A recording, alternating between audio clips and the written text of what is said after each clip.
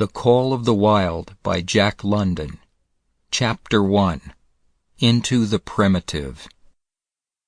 Old longing's nomadic leap, chafing at custom's chain, again from its brumal sleep, wakens the ferine strain.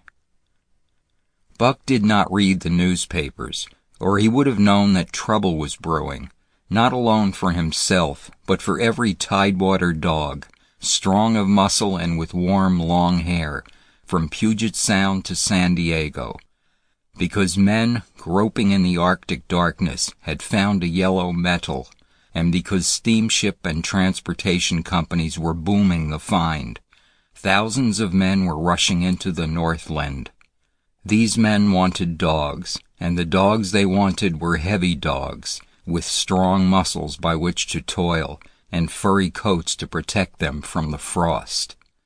Buck lived at a big house in the sun-kissed Santa Clara Valley. Judge Miller's place, it was called. It stood back from the road, half hidden among the trees, through which glimpses could be caught of the wide, cool veranda that ran around its four sides. The house was approached by gravel driveways, which wound about through wide-spreading lawns and under the interlacing boughs of tall poplars. At the rear, things were on even a more spacious scale than at the front.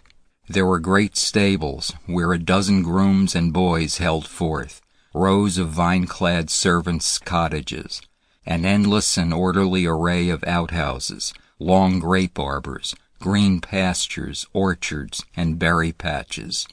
Then there was the pumping plant for the artesian well, and the big cement tank where Judge Miller's boys took their morning plunge and kept cool in the hot afternoon. And over this great domain Buck ruled.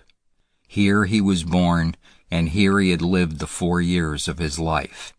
It was true there were other dogs. There could not but be other dogs on so vast a place, but they did not count. They came and went, resided in the populous kennels, or lived obscurely in the recesses of the house after the fashion of Toots, the Japanese pug, or Isabel, the Mexican hairless, strange creatures that rarely put nose out of doors or set foot to ground.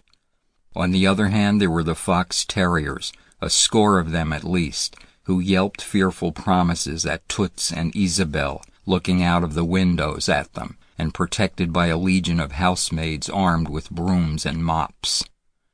But Buck was neither house dog nor kennel dog. The whole realm...